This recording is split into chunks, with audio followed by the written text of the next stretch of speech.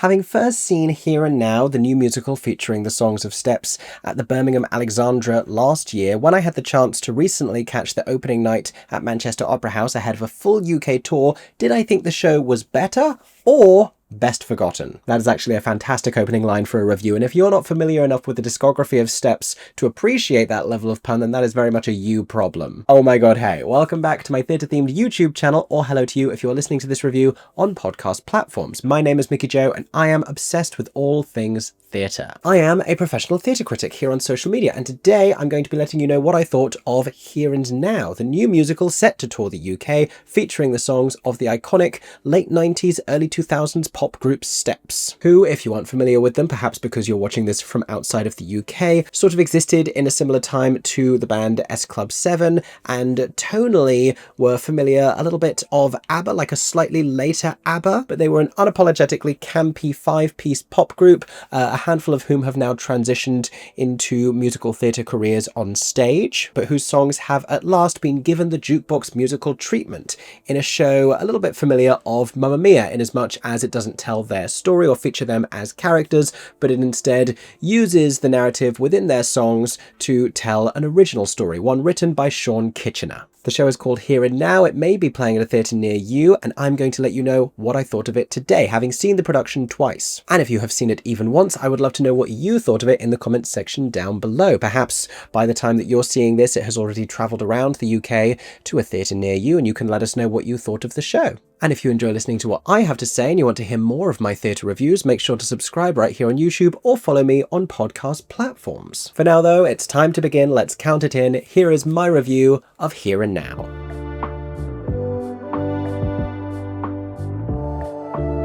Okie dokie. So, like I said, this is more the Mamma Mia of jukebox musicals rather than the Jersey Boys of jukebox musicals. We're not telling the story of Steps as a group. They do not feature as characters. They are not even acknowledged. It is theoretically possible that within the world of this show, Steps never existed. No, instead we have a fun and charming plot involving four protagonists. They are friends who work together at a supermarket. Our most central character is Kaz. She is getting ready to turn 50. She and her husband are hoping to hear positive news about a pending adoption, or at least that they will be approved as a couple to adopt. And with Kaz seemingly set to finally get her full happy ending, the one that she has been taking a chance on, wink wink, nudge nudge, she encourages, nay demands, that the other three all do the same for themselves and take a chance on their own happy endings. In fact, the four of them form a pact on a magic pineapple that they are going to have their own summers of love and go after the things that make them happy. For Vel, who is Kaz's perhaps closest friend, that means finally biting the bullet and ending a stale and minimally satisfying relationship with a man named Leslie. Over the course of the show, Vel will discover why that relationship wasn't necessarily fulfilling her as she realizes more about herself and, dares to go after the things that make her happy and be completely fulfilled. For young Nita, who is working in order to raise enough money to go to art school, it means telling her crush at the store, Ben, that she has feelings for him, even though she is painfully shy and expresses herself through abstract artistic projects where she recreates the images of unexpected celebrities using unexpected materials. And for Robbie, a young gay man who is decisively in his hookup era and who has internalized a lot of shame due to parental rejection and on some deeper level fears that, he isn't really deserving of love, it means agreeing to enter into any kind of a relationship and getting over his commitment issues. Only things get a little bit more complicated for these four, as well as the wider team of staff at Better Best Bargains, this being the name of the store where they are all working together, when the plot develops a little bit and their jobs may be at risk. All of this perfectly suited to the back catalogue of Steps, because the vast majority, if not all of their songs really, are about relationships, are about entering into relationships. A great many of them are about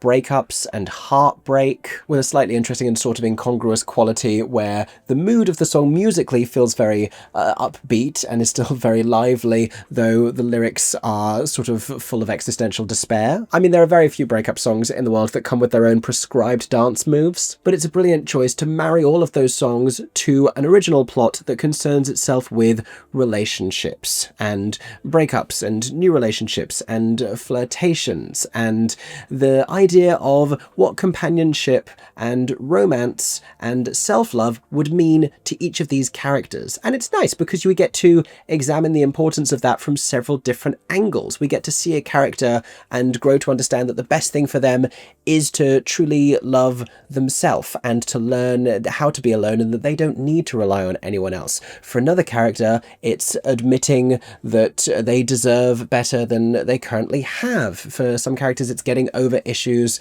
that they've had. We see people who we long to get together and they find the strength to talk to each other. It's all very satisfying. It's deeply charming. It's more than a little bit camp, which sort of ushers us towards a conversation about how we get the world of Steps into this show, because it's not just putting the songs to this plot.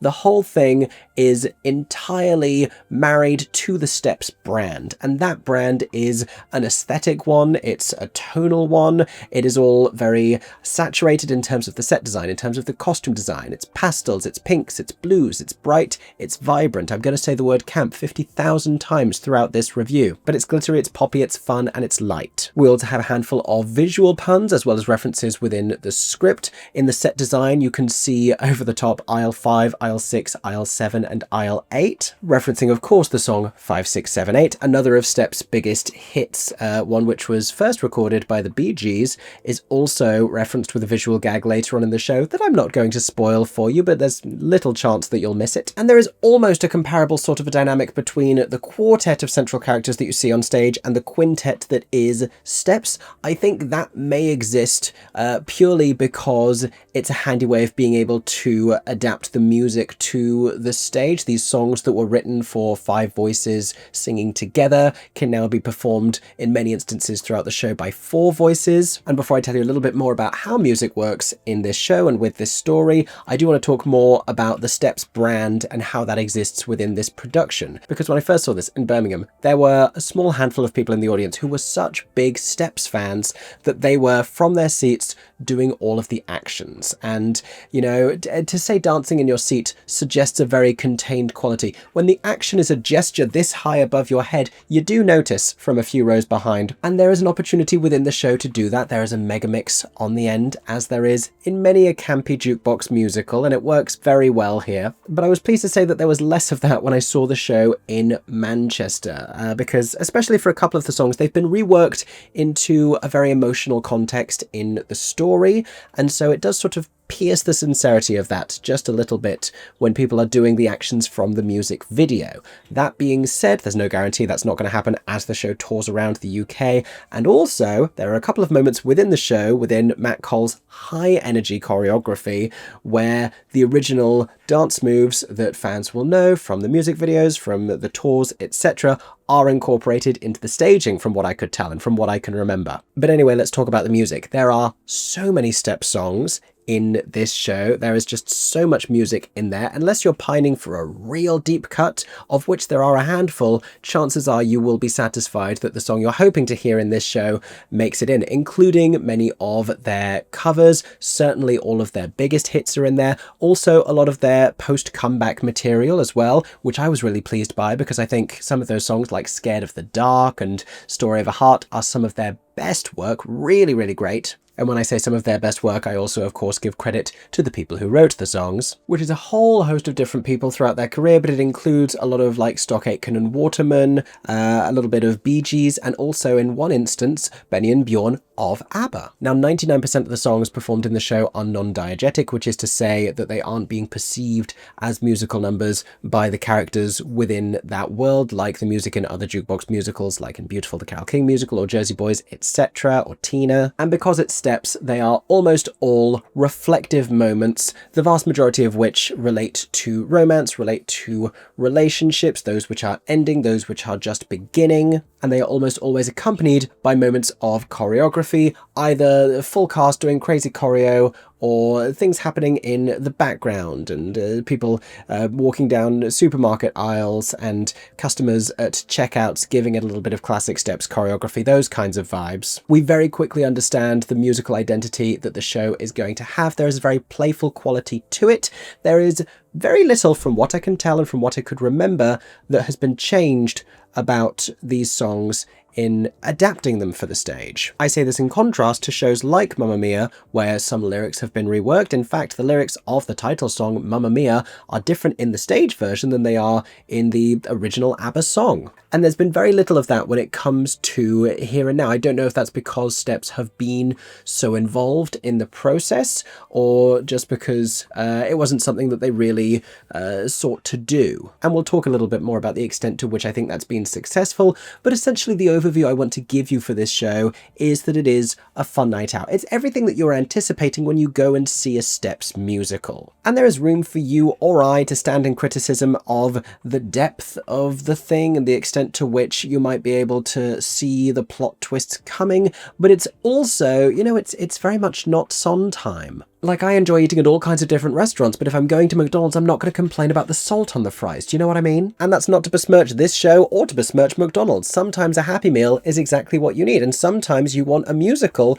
that feels like a Happy Meal. This is a fun, camp, charming, sweet, and upbeat night out. And while other theatres around the country may offer you comparatively complex and multi-layered narratives, I like the idea, especially of something that's going to tour regionally and appeal to a lot of perhaps less frequent theatregoers who love the music of Steps. I love the idea of that kind of a show being very culturally accessible, because these are very relatable characters. They are real working class people with genuine familiar problems whose story together ultimately talks a lot about romance, but beyond that reminds us of the power of self-love and, more than anything else, friendship, which is a lovely thing to want to say in this kind of a show. Moving on then, let's talk in turn about the strengths of this musical and the shortcomings.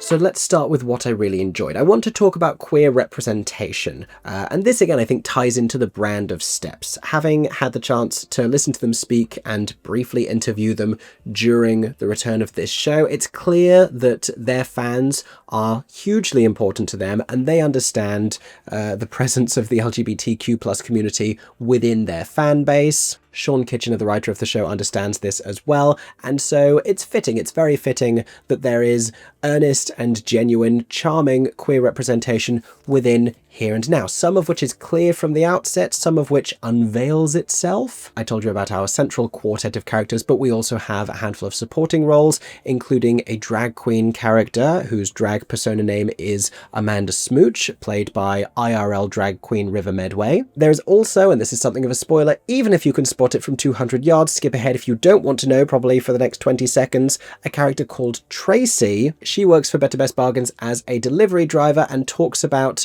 spending a lot of quality time with her Sophie, and not wanting to stereotype anyone, but having spent a lifetime with the queer community, that particular character arrived on stage and I said, well, this is a lesbian, and they spoke once about Sophie and I said, and that is a cat. In terms of the themes and issues that the show chooses to focus on, there's also something else really interesting, because the majority of the songs are like, I'm having a stressful day, or I'm a little bit worried about this choice that I've made, or oh no, this relationship is freaking me out a little bit, or you like me, I like you, let's sing a song about it. And nothing all that deep. There is one moment where the show suddenly attains a new layer of depth, because Kaz is talking to a charming customer that she has met in the shop. They are each talking about their lives. He is talking about the fact that he has kids, and she tells him that she had had a son with her husband, but that he was born sleeping. She then sings the Steps song Heartbeat, reframed in a completely different context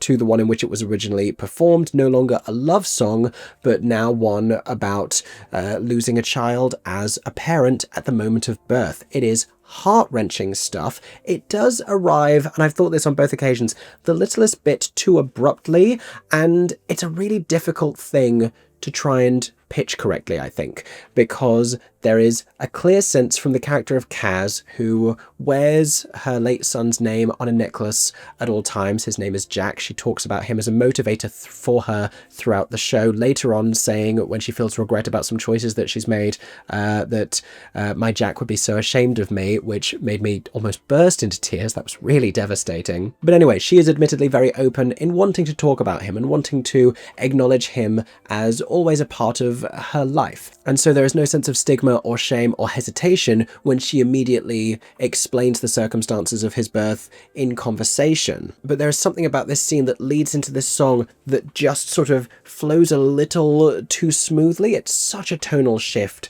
that something needs to indicate that. And if it's not going to be a sense of her even taking a breath before making this segue into this very hard-hitting emotional territory, it should perhaps be in the response of the gentleman who she is talking to, who expresses remorse for her, but isn't necessarily taken aback. There's just something that needs to alert us, the audience, to the fact that we are switching gears a little bit here, and only slightly. It doesn't detract from the fact that the song is very moving and very powerful. And this is what I really like about jukebox musicals, is when the writer will pay attention to these lyrics and consider a new context that would bring out even more from this material than, the original interpretation. That is where you're going to find the really winning moments in jukebox musicals. Similarly, I think it's pretty ingenious to take a song like Better the Devil You Know and have it be about someone against their better judgment getting back together with a former partner. Story of a Heart does something similar. That is a story about fond nostalgia,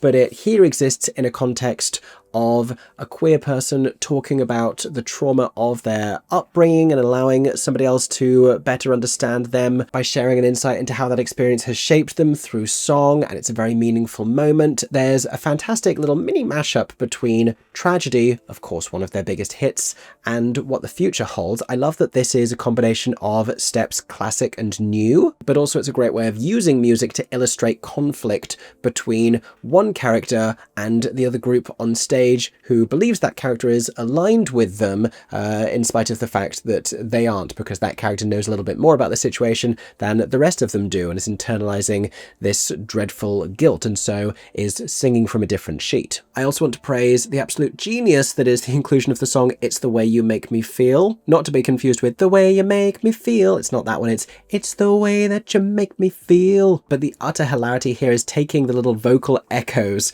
over the first few lines and turning them into a spoken response by another character. So it used to be it's the thing that you do, so physical, and that's now just a spoken line where the person says, so physical. And they don't all perfectly work. There is throughout the show the occasional sense of a lyric that doesn't exactly refer to the situation that the character singing it is experiencing, but it's close enough, and it's something that happens constantly in jukebox musicals, for which they are very often forgiven by audiences, because we know where those lyrics are coming from, we know how we got here, we know why that's happening. And at a certain point you do have to just congratulate them for finding a way to work all of this material into the show. 5, 6, 7, 8 is a great example of that, because how the heck are they going to get this cowboy hoedown into a supermarket set musical about dating and relationships and heartbreak and friendship, with the answer being the half-price hoedown that the employees are forced to participate in which they all dress as different reduced items. When this was first explained to me during a rehearsal event months ago, I was kind of hoping the costumes for this would be more elaborate, and if someone was dressed like a washing machine, they would have a full 3-dimensional washing machine on them, rather than a cardboard sign that says washing machine. But it's still a fun moment. It's still a fun way of getting that song into a show that really defies its inclusion. That being said, I do sort of wish that we could rework the material as much as Mamma Mia seemed willing to do, in twisting some of the lyrics, in just doing the tiniest of rewrites here and there. You would never go to Mamma Mia and say it doesn't feel like ABBA anymore, but you also can appreciate that those songs really belong to those characters in those contexts. They really work in the show, and that's because the material has been molded ever so slightly, because it's a square peg that you're putting into a round hole. So if you can smooth out the edges just a little bit, then the whole thing becomes a little bit more theatrically cohesive. I wonder sometimes when the original music producers are involved with the stage show. We've seen this not just in this but in a couple of other ones recently, when the original artists are involved, whether there is a little bit more unwillingness to do that, and whether there are meetings happening where they're having conversations saying fans want to hear these songs the way that they remember them. And if you want to do that, then ultimately what you want to do is hear them performed by the original artists. Hell, if you want to hear the original versions of those songs, then you can stay at home and listen to them. But if people are going to see them performed in a different context, then I think they can be adjusted ever so slightly.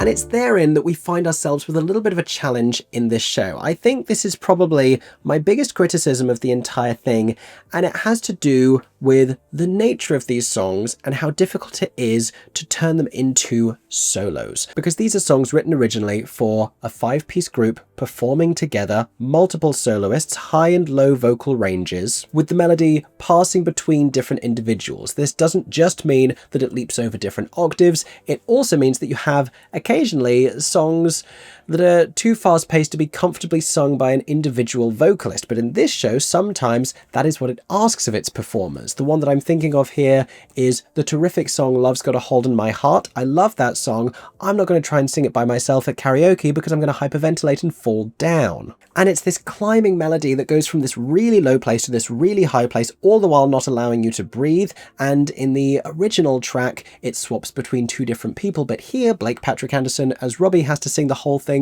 by himself, and it's a hugely challenging sing. And there are other people on stage at this moment. There are moments of the song, there are lyrics from within that section that could be given to other people just to give him a little bit of respite, because it's such a hard line to sing all the way through. Like to go from baby you took me prisoner I confess, da da da da da da da da da, and now it's too late to put up a fight, I'm better stronger trying to strike a black great loud get little da da da da, love's got a hold on my heart. It's a range thing, but it's also an intensity thing. A lot of this pop music is relentless and it's fast, and it's scarcely changed for the stage. I don't just mean that lyrics haven't been reworked, but it seemed to my ears, and I haven't investigated this thoroughly, that a lot of the keys were the same as the original versions. And when you're taking stuff that was originally performed by Claire and then giving it to a male performer, that then creates key challenges, it creates octave challenges, because if you take a song originally in a higher vocal range and then you just throw it down an octave, it's going to sit in a slightly lower place. It's not as simple as just up an octave, down an octave. There's usually a little bit of difference and flexibility there. And I felt as though I was listening to songs being performed by fantastic vocalists, almost all of whom I have seen before in previous shows. I know how talented these people are as singers, not just as actors, and I felt as though it wasn't giving them the best opportunity to really shine vocally. Blake is a fantastic singer, but I felt as though he had been dealt a very difficult hand in terms of singing stuff that fell into an awkward vocal range area. And not because it was too high, which is normally what we talk about, it's because it was really too low. I almost felt similarly about Chain Reaction, which is performed here as a show-stopping drag number by the wonderful River Medway as Amanda Smooch in an elaborate, flamboyant outfit, a little bit familiar of the deeper shade of blue music video. And as fantastic a number as I think this is, and as demonstrable as its reception is, everyone has gone nuts for this every time I've seen the show. I do have two gripes with it. One of them is sincere, the other is quite silly, but I stand by both of them. The sincere complaint is that it's just such a great song, and I just long to hear it in the upper octave. And because this is a drag performance, I felt like it could have been a blend between live singing and lip syncing playfully to one of the other vocalists on stage. I felt like one of the adoring supermarket staff watching on, like Nita or somebody, could have been pulled in and like could have taken over the vocal, and then River could have given us a little bit of more out there choreography while lip syncing to that vocal. That would have been fun. That would have been, you know, acknowledging the drag roots of it all. My silly complaint, you're going to hate me for this, oh, it's like when I counted the Dalmatians on stage, is when they announce this, they say something like, attention shoppers, fabulosity happening in kitchen appliances. And then we transition the set to bring on these washing machines, like for laundry. In the background, there is an industrial supermarket fridge, not the kind they're selling to be in your own home, but a supermarket fridge or freezer, from which River Medway makes a fabulous entrance dressed as frozen goods. My issue is none of these things are kitchen appliances. I don't know where you keep your washing machine, and you can technically put it in a kitchen, but I wouldn't call it a kitchen appliance. It's not a dishwasher, it's a washing machine. It's got a spin cycle. I have, and I've always had, a different room where my washing machine is kept. Maybe that's just me, and you know, it speaks to the kind of pedant that I am, but I was waiting to see kitchen appliances, and there weren't any kitchen appliances. I also think by the time we get to the second act and we hear a song like Something in Your Eyes, there's something to be said for the lack of musical diversity among some of the Steps songs, where things start to sound a little bit samey. And again, allowing a little bit more room for newer, more novel orchestrations, the reworking of songs. I mean, you think about Moulin Rouge, you think about that version of Roxanne, the way that it was reorchestrated originally, of course, for the Baz Luhrmann film, and then brought to the stage, and how thrilling that is. You think about the new orchestrations that songs have had for Just for One Day, the Live Aid musical. I wish in jukebox musicals, and I do think that this is probably the biggest constraint on the show currently, that there was more freedom to musically rework these songs. I will say, when it comes to songs and how they are used, one of my absolute favourites, Scared of the Dark, which I think is inherently so theatrical, I don't even know if I could tell you what it was that they were singing about when they were singing this song. They were going home from work and they had reasons to be apprehensive, and they were trying to face those fears a little bit, but the circumstances didn't live up to the drama of the song. Like, we're going to go and sing Scared of the Dark while sitting on a bench and waiting for a bus. This is a huge song that is dramatic and powerful, and there's so much more I felt it could have achieved if it had the opportunity to. The only other criticism I have about this show that undeniably charms you and entertains you and makes you feel things and makes you care about these characters, which are four really important things for a story to do, is that a lot of, I think, what would be really satisfying moments occur off stage, and we see the occasional scene in which a character is empowered to make a great rewarding choice for themselves, but we also see the aftermath of a lot of stuff that has happened between scenes that we don't get to enjoy or experience. We find out after the fact that two characters have been in conversation to get payback against another and to enact revenge, and this is all sort of revealed after the fact, and a lot of things happen, a lot of things that would be more challenging to represent on stage happen off stage, and we just hear about the emotional fallout. That's pretty much how we spend the second act, is just experiencing emotional fallout. There are a couple of little plot hole areas, there are a couple of things, as there so often are, that could be resolved if characters just had like 2 sentences more of a conversation, but like I said, it's charming, it is sweet, it is campy, it's a little bit silly, and it's a lot of fun. It's also not particularly changed at all, except for a little bit of casting, which we'll mention in just a second, since I saw it last year in Birmingham, but I will say, and this is about the direction by Rachel Kavanagh, that the whole thing has become even slicker. I don't know if a couple of lines have been excised here and there, but it runs at a terrific pace now. Anyway, let's talk about the performances in the show.